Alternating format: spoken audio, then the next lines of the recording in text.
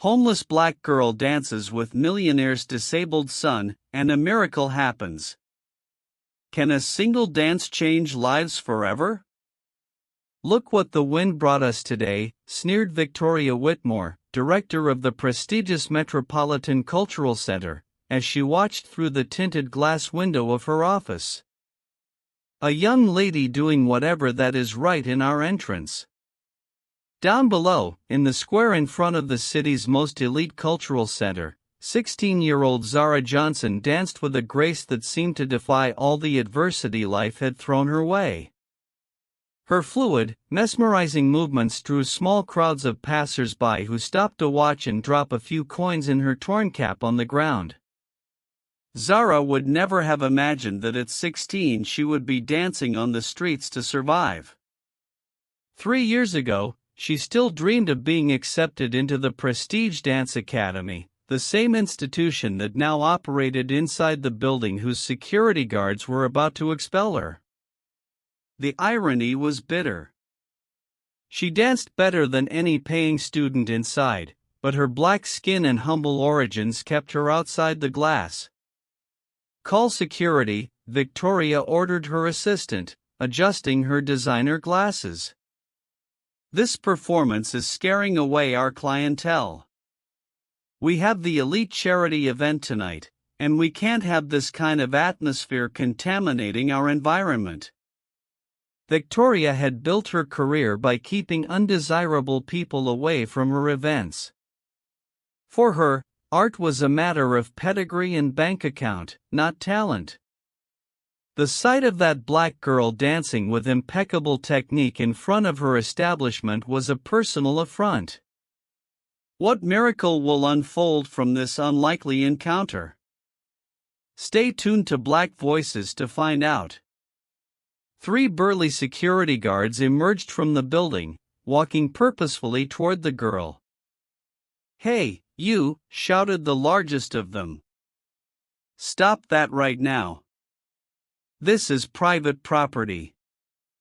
"I'm on the public sidewalk," Zara replied, stopping her dancing but maintaining her dignity. She had learned to know her rights after so many confrontations on the streets. "I'm not doing anything wrong." "You're disturbing our customers," retorted the security guard, deliberately kicking her cap with the coins, scattering the change on the ground. "Get out of here before we call the police." It was at that moment that a luxury car pulled up across the street. James Patterson, a real estate mogul, was taking his 12-year-old son, Marcus, to another physical therapy session. Marcus, who was born with cerebral palsy, had lost almost all motivation for treatment in recent months. "Dad, stop the car," Marcus asked, suddenly excited for the first time in weeks, watching the scene through the window. "That girl. She dances like the angel's mom used to describe before she left." James stopped the car and they both watched Zara pick up her coins from the ground with a dignity that impressed even the hardened businessman. He had spent the last 2 years trying to make sense of life after losing his wife in an accident while caring for Marcus and his growing depression on his own. "Why are they being cruel to her, Dad?" asked Marcus, his small hands pressed against the glass. Despite his physical limitations, the boy had a keen emotional sensitivity that often surprised adults. But what really caught Marcus' attention was how Zara stood up, looked directly at the security guards and whispered something that made them all recoil slightly as if they had heard something that deeply disturbed them. "What did she say?" Marcus muttered, intrigued. Zara had whispered, "You will remember me. One day you will wish you had treated me with respect." But there was something else in her eyes. A determination that suggested she wasn't just making an empty threat, but a calculated promise. As she walked away, carrying her few belongings, her eyes briefly met Marcus through the car window. Something indefinable passed between them, a connection that neither of them could explain, but that they both felt deeply. It was as if they recognized each other as souls wounded by prejudice and abandonment. Marcus had spent his life being looked at with pity or discomfort because of his condition. Zara had spent her life being looked at with suspicion or disdain because of her color and situation. In that brief moment, they both saw in each other something they rarely found: genuine acceptance.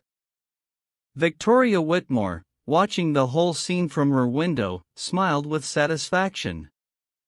Problem solved, she muttered to herself, unaware that she had just made the biggest mistake of her career. She couldn't imagine that in a few weeks, the same girl she had just humiliated would be at the center of a turnaround that would shake the foundations of her elite institution. There, in that moment of apparent defeat, Zara maintained a serene gaze that revealed something disturbing. She didn't seem surprised by the humiliation. It was as if she already knew something like this would happen and was somehow prepared for it. More than that, there was a calculating quality to her calmness that suggested this wasn't just another random humiliation, but a piece of a much larger puzzle. As she walked away, Zara ran her hand over the cell phone in her pocket, a device that seemed surprisingly sophisticated for someone in her situation. For a brief second, her fingers hovered over the screen as if she were about to make an important call. But then she shook her head and put the phone away. "Not yet," she whispered to herself. If this story of prejudice and determination touched your heart, don't forget to subscribe to Black Voices, because what you're about to discover about unlikely connections and the transformative power of art will completely change your perspective on who really deserves to be on the stage of life. 3 days had passed since the humiliation, but James Patterson couldn't forget that scene. Marcus had asked about the dancing girl every day, and the businessman decided to follow his paternal instinct. "Mr. Patterson, this is crazy," argued Harrison, his assistant, as they searched for Zara in the streets of downtown. "You don't know this girl." But James had made up his mind. After 2 hours of searching, they found Zara dancing in another square. Marcus shouted with joy when he saw her, and James stopped the car without hesitation. "You're the dancing girl," James said, approaching her with Marcus in his wheelchair. "My son couldn't stop talking about you." Zara stopped, initially suspicious. But something in James' sincere gaze and Marcus' radiant smile made her relax. "Your father seems nice," she said, addressing Marcus. "Unlike those mean men in the fancy building." "They were cruel to you," Marcus replied, his voice laden with impressive maturity. "Daddy was very angry. James made an unexpected proposal. How about dinner at our house tonight? Marcus would love to watch you dance in our garden." During dinner at the mansion, Marcus was completely enchanted by Zara, who adapted her movements so that he could participate from his chair. James watched in awe as his son laughed in a way he hadn't heard since his wife's death. But it was during a private conversation that Zara revealed more about herself. "Where did you learn to dance like that?" James asked. "My mother was a ballerina," Zara replied, a shadow passing over her eyes. "She got a scholarship to the Prestige Academy in the same building where I was expelled. But when they found out she was pregnant with me, people like Victoria Whitmore don't believe black girls deserve second chances." James felt a tightness in his chest. Victoria Whitmore, the headmistress. The very same. "She destroyed my mother's dreams before I was even born. My mother died when I was 13, still blaming herself for not being good enough." It was at that moment that James began to understand the calculated serenity in Zara's eyes. This was not just a teenager on the streets. She was someone with a specific score to settle. Meanwhile, Victoria Whitmore was implementing security measures to keep undesirable elements away from her institution. She had hired additional security guards and installed facial recognition cameras programmed to identify Zara. "We cannot allow this kind of situation to happen again," Victoria declared. "Our reputation depends on maintaining certain standards." What Victoria didn't know was that her measures were being monitored. Zara had spent 3 years not only surviving, but learning skills that a girl in her situation shouldn't have. "Uncle Marcus said, 'You're very smart,'" little Marcus commented during a regular visit to the mansion. He said, "You have the same name as a warrior prince." Zara smiled mysteriously. "Your uncle is right, and warriors always have a plan."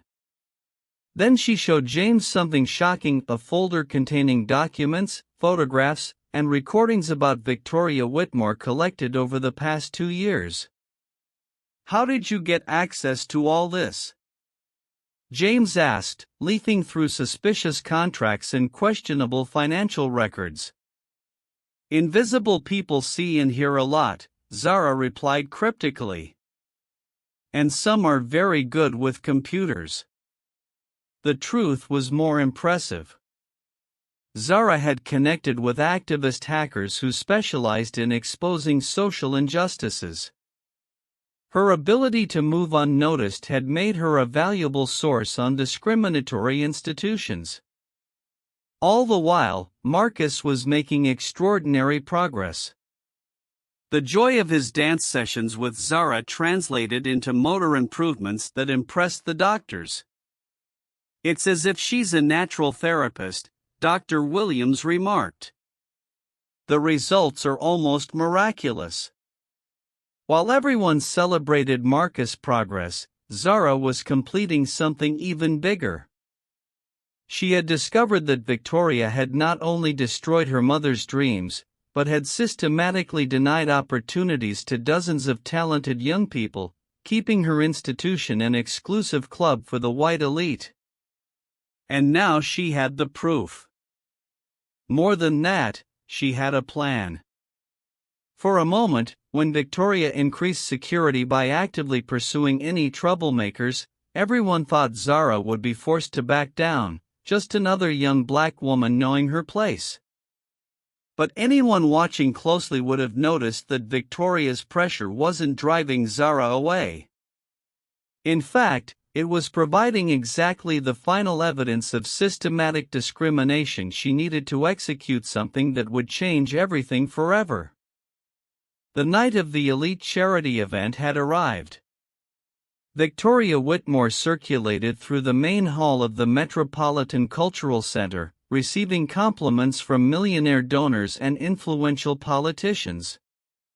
Her years of work building that elite network of contacts would finally yield the largest donation in the institution's history. "We are about to announce a historic donation," Victoria declared into the microphone, her smile radiating confidence. "But first, I would like to recognize our top donor tonight, Mr. James Patterson." James took the stage, pushing aside the chair Marcus had insisted on pulling up for him. The audience applauded politely, unaware of what was about to happen. "Thank you, Victoria," James began, his voice echoing throughout the hall. "Before I talk about donations, I'd like to share a story about true talent versus systematic discrimination." Victoria felt a chill run down her spine. Something about James' tone wasn't right. "A few weeks ago, my son and I witnessed an extraordinary young woman being humiliated by the security guards at this very institution," James continued as the room fell silent. "A 16-year-old black girl whose only crime was dancing with technical excellence on a public sidewalk." Victoria's face drained of color. She tried to step closer to the microphone, but James stopped her with a stern look. But the story gets even more interesting, James continued, when we discover that this same young woman is the daughter of Zara Johnson, a brilliant dancer who had her scholarship cancelled 17 years ago by then-assistant Victoria Whitmore because she was pregnant. A murmur ran through the audience. Victoria tried to interrupt. James, this is inappropriate for inappropriate. James laughed bitterly. You know what's inappropriate? This. A giant screen descended behind the stage displaying documents, emails, and recordings. The first image was a letter from 2007, signed by Victoria, canceling Zara Johnson's scholarship with a justification: pregnant women do not fit the profile of excellence that our institution represents. The audience was shocked. Victoria tried to defend herself. That was a long time ago. Policies have changed, they've changed. James pressed a remote control. The screen now showed a series of recent letters, all signed by Victoria, systematically denying scholarships to young Black and Latino students, always with vague justifications about cultural suitability and institutional standards.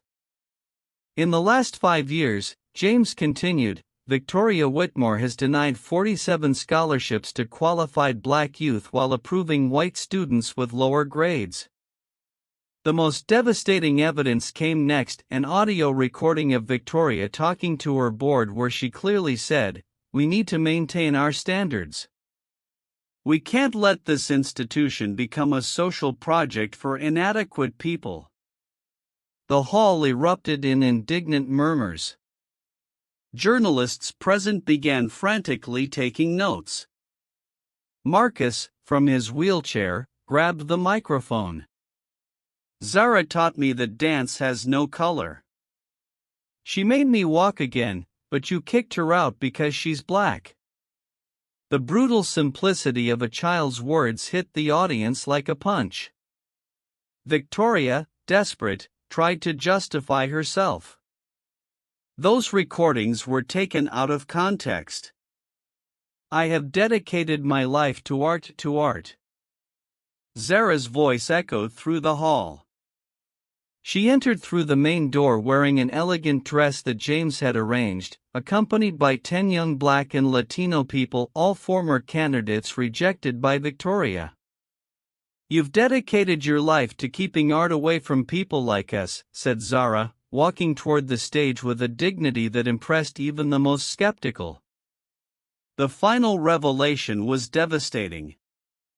The screen showed financial documents proving that Victoria had embezzled funds intended for diversity programs into her personal account, accumulating more than $500,000 over 5 years. Not only did you systematically discriminate, James declared, but you stole money intended for the very communities you excluded. Victoria collapsed into a chair, realizing that her career and reputation were completely destroyed. The audience, which minutes earlier had applauded her, now looked at her with contempt and revulsion.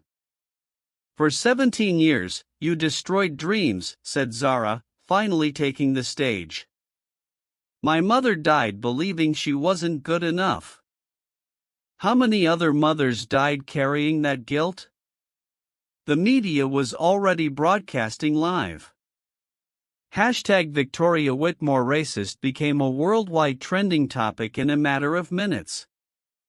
I could have taken cruel revenge, Zara concluded. But I chose to expose the truth and create real opportunities. Starting today, this center will have new owners and a new mission: true art for all. James announced that he was buying the Metropolitan Cultural Center and transforming it into the Zara Johnson Institute for Inclusive Arts, with Zara as its youngest artistic director in history. Victoria was escorted out by the same security guards who had humiliated Zara weeks earlier. Her last glimpse was of Zara dancing on stage, applauded by a standing ovation from an audience that finally understood what true excellence was. As the revelations piled up and the masks fell away, a new reality took shape in the hall, like a symphony finally finding its harmony after years of discordant notes, proving that true greatness knows no color, social class, or limitations imposed by those who fear authentic talent. 6 months after the night that destroyed Victoria Whitmore, Zara Johnson stood on the main stage of the now renamed Zara Johnson Institute for Inclusive Arts, directing a rehearsal of 50 young people from all ethnicities and social classes. Her full scholarship program had attracted talent from across the country, transforming the institution into a global benchmark for artistic inclusion. Once more with feelings, Zara instructed, her voice echoing through the same room where she had been humiliated. Art knows no boundaries. Marcus Patterson, now 13, sat in the front row as always, no longer in a wheelchair, but supported by special crutches. His progress had been so extraordinary that medical universities were studying his case as a revolution in therapies based on emotional connection and art therapy. "Zara," he called during a pause.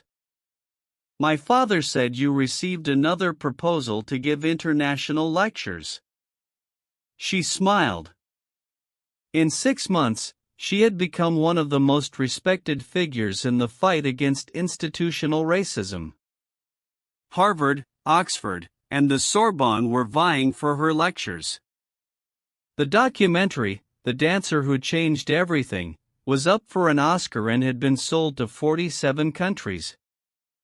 Across town, Victoria Whitmore opened another rejection letter for a job as a receptionist at a neighborhood dance school.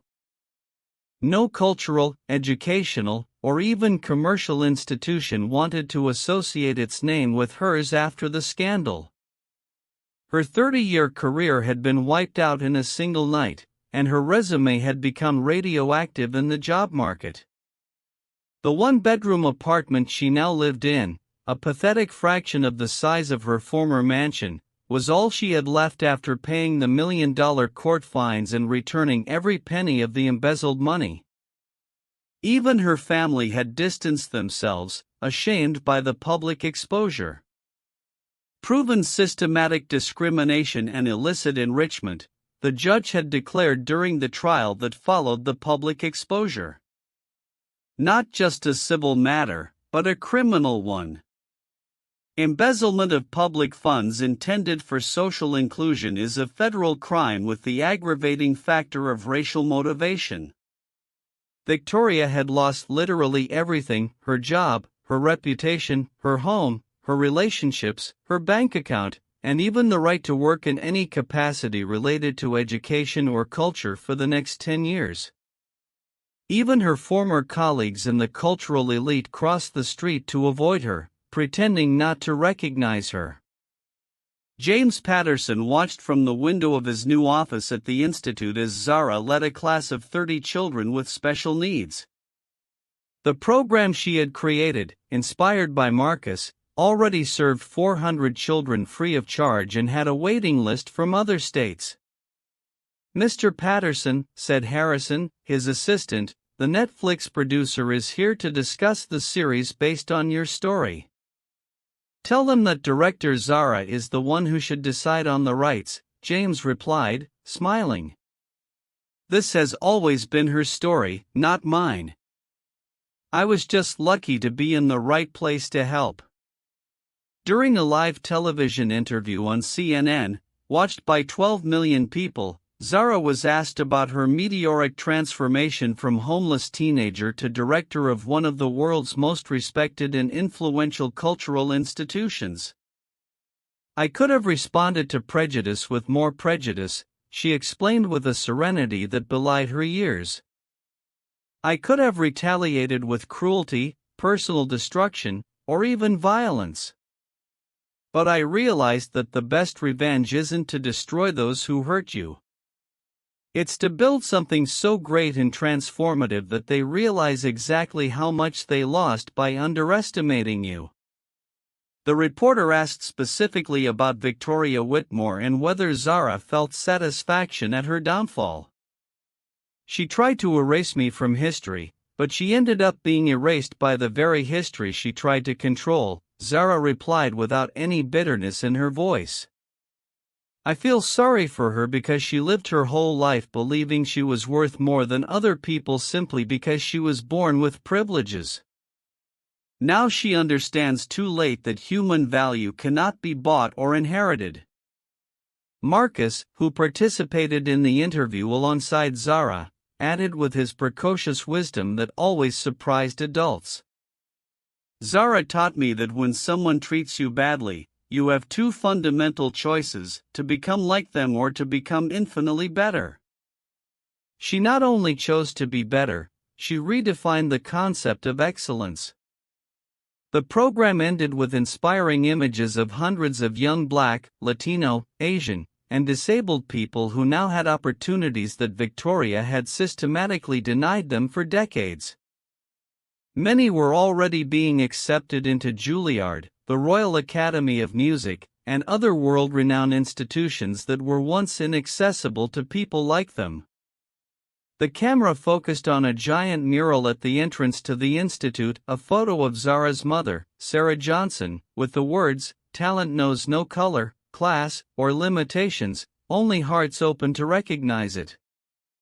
That night, in her small, gloomy apartment, Victoria watched the interview alone, drinking cheap wine straight from the bottle. For a few moments, she saw clearly what could have been if she had chosen to use her privileged position to include rather than exclude, to build bridges rather than walls. But it was too late. Her revenge had turned against her in an irreversible way.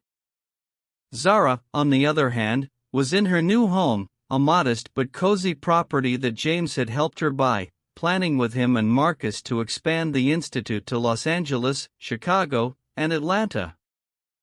At 17, she had turned her pain into purpose, her exclusion into radical inclusion, her humiliation into inspiration for tens of thousands of young people around the world. "Do you know what Victoria's biggest mistake was?" Zara asked as they reviewed the contracts for the Institute's new branches. "What was it?" James and Marcus asked simultaneously, always curious about the young woman's profound reflections. "She thought she knew me for what I appeared to be on the surface. She never imagined that a homeless Black girl could have the intelligence, the connections, and above all, the emotional strength necessary to defeat her at her own game and still turn that victory into something that would benefit thousands of other people like me." Zara's true revenge had not been to humiliate Victoria publicly, but to prove definitively and irrefutably that talent, dignity, and human value do not depend on color, social class, family background, or bank account. She had transformed the cultural center that had brutally rejected her into the most powerful and respected symbol of inclusion, democratic artistic excellence, and social justice in the Western Hemisphere. 3 years later, Victoria Whitmore was still living alone, working part-time in a department store, while Zara was on the cover of Time magazine as one of the 100 most influential people in the world. The institute had expanded to 12 cities and had already transformed the lives of more than 10,000 young people. Victoria tried to erase Zara Johnson from history, but ended up being completely erased by her. Zara learned that the best revenge is not to repay the harm done to you with more harm. It is to achieve such extraordinary and transformative success that your enemies realize that by underestimating you and trying to destroy you, they lost forever the chance to be on the right side of history and humanity. If this story of transformation, overcoming adversity, and true justice touched your heart and showed you that our real strength does not come from where we are born, but from how we choose to respond when the world tries to diminish us, subscribe to Black Voices for more stories that prove that the best of us emerges exactly when others try to bring out the worst.